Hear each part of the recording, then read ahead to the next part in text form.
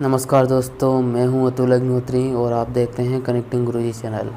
आज का हमारा विषय है तत्पुरुष समास के भेद। ठीक है, जैसा कि हमने अपने लास्ट वीडियो में बताया था कि मैं तत्पुरुष समास के भेद का एक अलग से वीडियो बना दूंगा ताकि आप लोग विस्तार से उसे समझ पाएँ। ठीक है, तो ये अभी मैंने क्लास में पढ़ाया हुआ था तो मैं इसको समझाए दे रहा हूँ, तो आप लोग ध्यान से इसे समझिएगा। ठीक है, तो तत्पुरुष समास के जो भेद होते हैं, ठीक है, वो हमारे पहली बात समास संक्षेपीकरण को समास कहते हैं, ये हमने बताया था। ठीक है, तो तत्पुरुष समास के जो भेद होते हैं, ठीक है, वो हमारे काम करते हैं कारक चिन्हों के आधार पर। ठीक है, जो कारक चिन्ह होते हैं, कारक चिन्हों के हिसाब से है ना तत्पुरुष समास के भेदों को बांटा गया है। ठीक है, तो कारक चिन्ह क्या होते हैं हमारे, उनको समझ लेते हैं। कारक के जो प्रकार होते हैं, पहला हमारा यहाँ पे बनेगा कर्म तत्पुरुष। ठीक है, तो कर्म तत्पुरुष में आ जाते हैं तो कर्म तत्पुरुष का चिन्ह होता है को।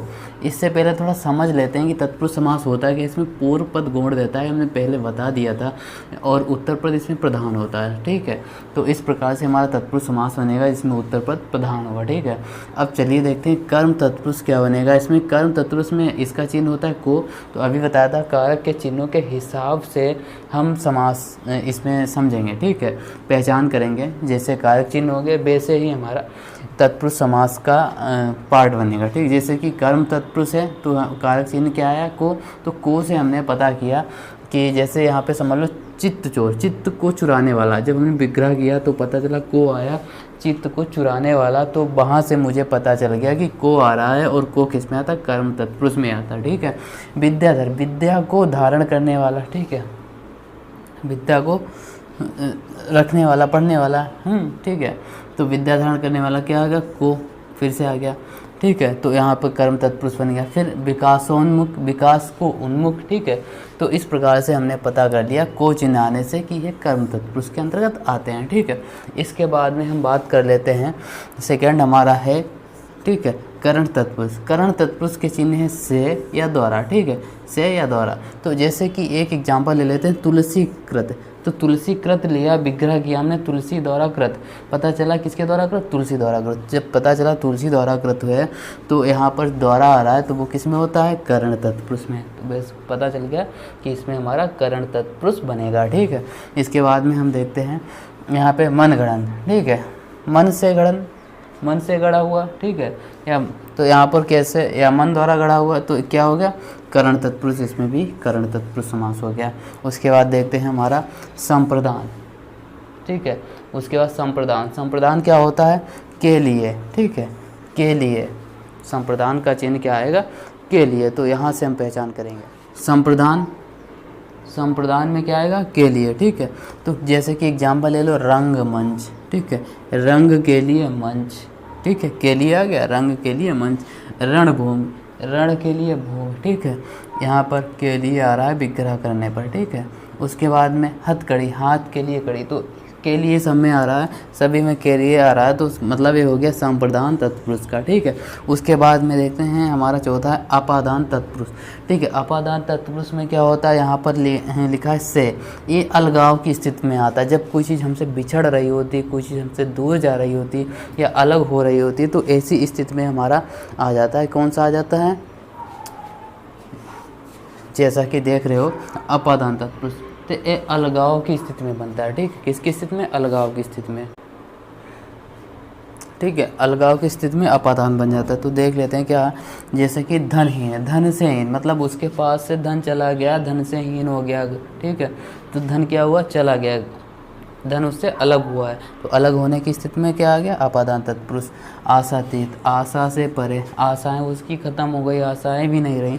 ठीक है, तो आशातीत हो गया, आशा से परे हो गया। हृदयहीन, हृदय से हीन।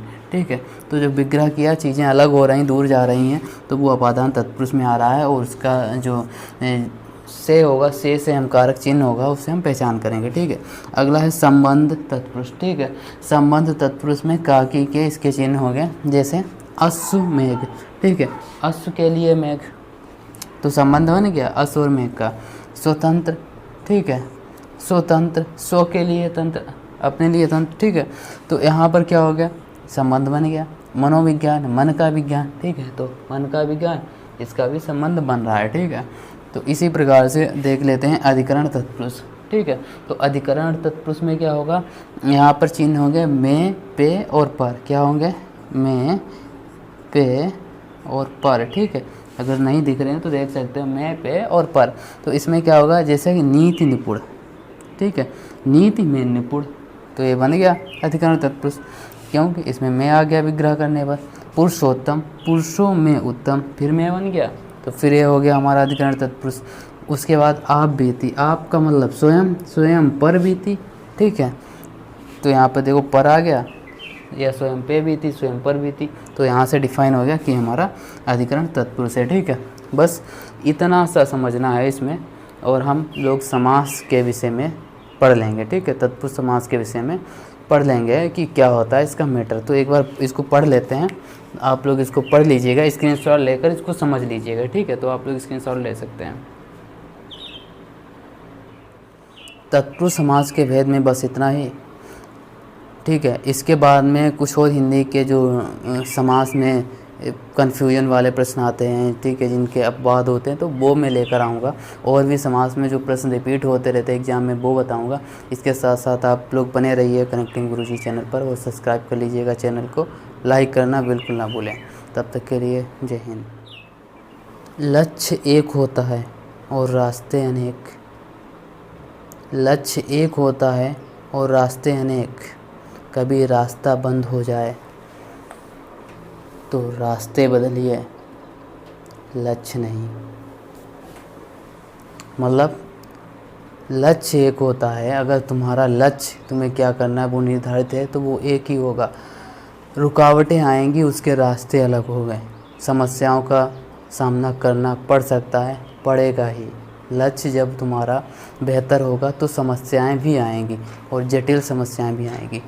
तो उनमें क्या करना है, आपको रास्ते बदलने हैं, ठीक है। लक्ष्य नहीं बदलना है, भटक नहीं जाना है, ठीक है। कहने का मतलब यही है कि लक्ष्य तो तुम्हारा एक निर्धारित हो चुका है, तुम्हें क्या बनना है, क्या करना है, ठीक है। और फिर उसके रास्ते भी बहुत सारे होंगे, अनेक रास्ते होंगे। बेहतर रास्ता चुनिए, ठीक है। बेहतर रास्ता चुनने के साथ साथ में उस रास्ते को, कभी कभी ऐसा लगेगा कि रास्ता बंद है, लक्ष्य की ओर नहीं जा सकते, तो वहाँ पर से रास्ते बदलिए। और जब रास्ता भी बंद हो जाए तो वहाँ से रास्ते बनाइए, ठीक है। रास्ते बनाइए, भीड़ का हिस्सा मत बनिए, इधर भीड़ जा रही है उधर ही जा रहे हो। रास्ता बनाइए और अपने लक्ष्य को हासिल कीजिए। समय एक जैसा नहीं रहता है, कभी ना कभी अवश्य बदलता है। कोरोना महामारी प्रकोप रूप धारण कर चुकी है, काफ़ी लोग जान गंवा चुके हैं। छोटी सी लापरवाही आपको भी पहुंचा सकती है, समझ रहे हो। तो सावधान रहिए, सतर्क रहिए, घर में रहिए, ज़रूरत होने पर ही बाहर जाइए। अपना ध्यान रखें। अपनी वजह से किसी अन्य व्यक्ति को या अपने परिवार में किसी अन्य व्यक्ति को तकलीफ़ या परेशानी में मत डालो, ठीक है। आज के लिए बस इतना ही। तब तक के लिए आप लोग मेरे प्रीवियस वीडियो देख सकते हैं, और वहाँ से भी बहुत कुछ सीखने को मिलेगा आपको। आशा करते हैं बहुत कुछ सीखने को मिलेगा। अगर कोई त्रुटि रह जाती है तो आप मुझे कमेंट करके बताइए, ठीक है। इंस्टाग्राम पर मैसेज कीजिए। अगर कोई सुझाव हैं तो सादर आमंत्रित हैं। तब तक के लिए जय हिंद।